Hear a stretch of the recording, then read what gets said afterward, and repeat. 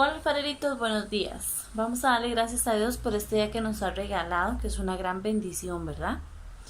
Bueno, gracias Señor, te damos Señor por este día que nos has regalado, porque una vez más nos vistes con ojos de misericordia, Señor, porque una vez más, Señor Jesús, nos podemos mover, podemos brincar, Señor Jesús, y tú nos has guardado de todo peligro, Señor. Te damos gracias, Padre, por los diezmos, por las ofrendas, Señor, bendice a nuestros papás, Señor Jesús, donde quiera que ellos estén, y guárdalos de todo peligro, Señor. Abre las ventanas de los cielos, Señor, y derrama bendición que sobreabunde sobre mi familia y sobre mi hogar. En el nombre de Jesús, amén y amén. Bueno, chicos, hoy vamos a hablar sobre los 4 evangelios. ¿Cuáles son los 4 evangelios? Bueno, Mateo, Marcos, Lucas y Juan. Para empezar, el Nuevo Testamento se divide en 3. ¿Cuáles son esas 3? En historia, carta y profecía. ¿Está bien? Vamos a ir ahora a la Biblia en Mateo 28, 18 al 19, que dice así.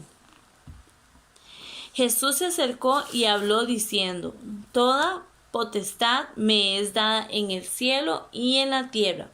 Por lo tanto, id y haced discípulos a todas las naciones, bautizándolos en el nombre del Padre, del Hijo y de su Santo Espíritu. ¿Qué dice? Jesús se acercó y habló diciendo: Toda la potestad me es dada en el cielo y en la tierra. Por lo tanto, id y haced discípulos a todas las naciones, bautizándolos en el nombre del Padre, del Hijo y de su Santo Espíritu. Ese es el versículo a memorizar. Pero ahora vamos a ir a Mateo 25 al 31. ¿Qué dice Mateo 25 al 31? Dice así: Cuando el Hijo del Hombre venga en su gloria, todos los santos ángeles con él, entonces se sentará en su trono de gloria. ¿Cómo vendrá el Hijo de Dios? ¿Cómo va a venir? En gloria. ¿Y quiénes lo vamos a ver? Todos nosotros lo vamos a ver. Todos lo vamos a ver. Ahora, chiquillos, vamos a hablar sobre los 4 evangelios. Vamos a ver unas características cortitas para que se la puedan aprender. Mateo. ¿Quién era Mateo? El libro de Mateo fue escrito por él mismo. Él era un cobrador de impuestos y llegó a ser uno de los 12 discípulos de Jesús. El tema principal sobre el libro de Mateo era el reino de los cielos. Y aquí relata que Jesús es rey y es el Mesías prometido. El libro de Mateo habla eso. Ahora vamos a hablar sobre el libro de Marcos. Marcos no era un discípulo de Jesús, pero era uno de los seguidores, y la iglesia primitiva se reunía en la casa de Marcos en Jerusalén. Este libro presenta a Jesús como acción. ¿Por qué acción? Porque este libro habla sobre los milagros de Jesús. Ahora, el libro de Lucas. Lucas tampoco fue un discípulo de Jesús, pero él buscaba mucha información sobre Jesús y él era uno de los amigos del apóstol Pablo. Y Lucas también escribió el libro de Hechos. Ahora, el libro de Juan. ¿Quién era Juan? Juan era un discípulo de Jesús, pero Juan también escribió 3 cartas. ¿Cuáles son estas 3 cartas? Primera, segunda y tercera de Juan. Y Juan también escribió el libro de Apocalipsis. Juan también le inculcaba a los actores de los otros libros que no perdieran la fe en Jesús, ¿verdad? La palabra evangelio significa buenas noticias. ¿Qué significa la palabra evangelio? Buenas noticias. En el libro de Mateo, Jesús tiene como el nombre del hijo de David. Así que Dios estaba cumpliendo su promesa a David, ¿verdad? En Mateo 2:2 nos dice que los sabios viajaron para conocer a Jesús y ellos lo llamaron rey.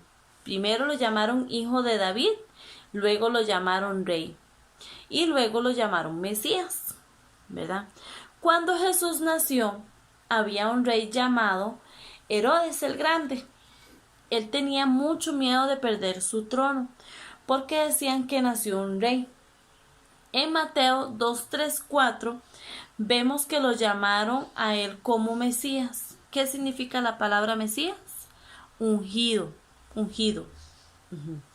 Pero por lo tanto, el rey Herodes estaba aceptando que él era y es el rey, que es el Mesías, ¿verdad? Entonces, cuando esto pasó, José y María tuvieron que viajar a Belén. Allí no encontraban donde dormir y tuvieron que estar en un establo. En ese establo había animales, ¿verdad? En ese lugar nació Jesús. ¿Por qué nació ahí? Porque ellos estaban huyendo del rey Herodes, ya que el rey Herodes mandó a matar a todos los niños y todo porque él tenía miedo de perder su trono, ¿verdad? Cuando ya todo esto pasó, ya Jesús había nacido, ya había crecido un poco y todo, y ellos llegaron a refugiarse en Egipto, ¿verdad?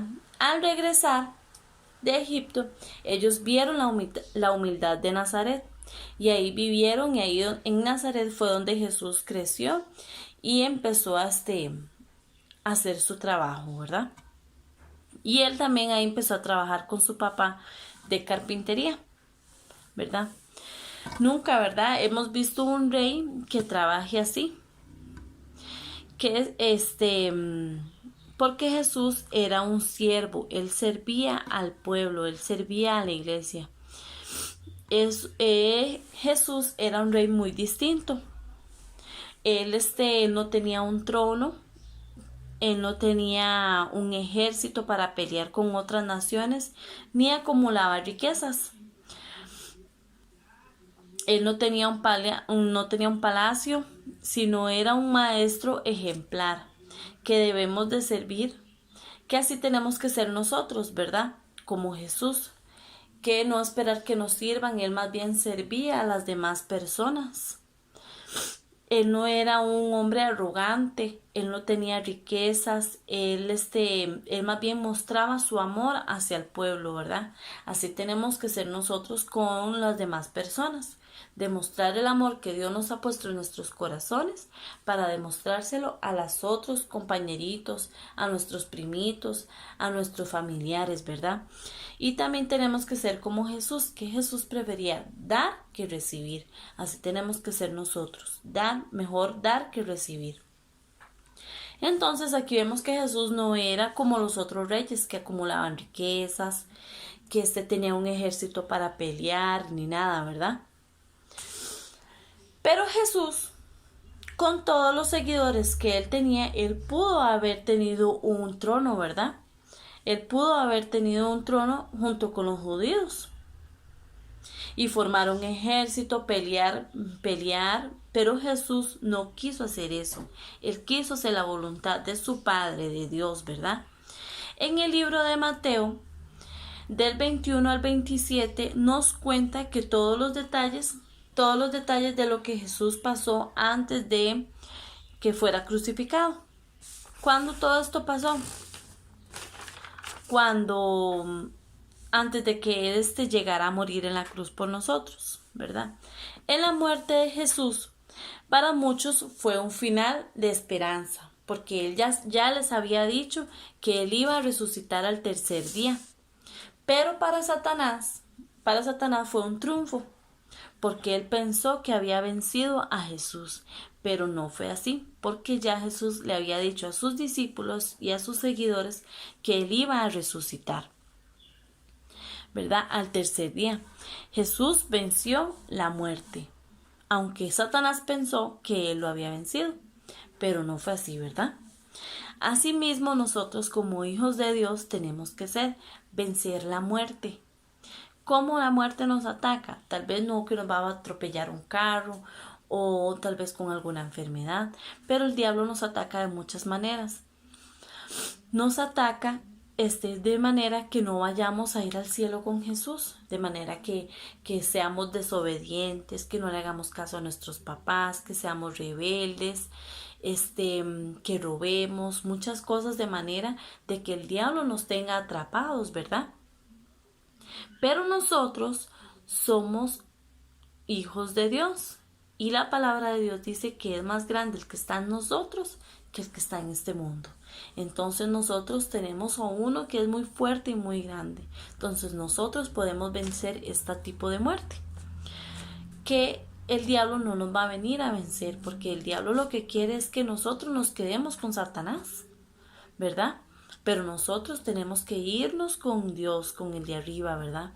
Estar preparados para cuando Cristo venga por nosotros, estar santificados, morir a esta carne y vivir para Cristo, ¿verdad? Entonces nosotros como hijos de Dios tenemos que vencer a Satanás, vencerlo, ¿verdad? Chiquillos, bueno, espero que les haya gustado la clase, que yo la disfruté muchísimo y me gustó muchísimo.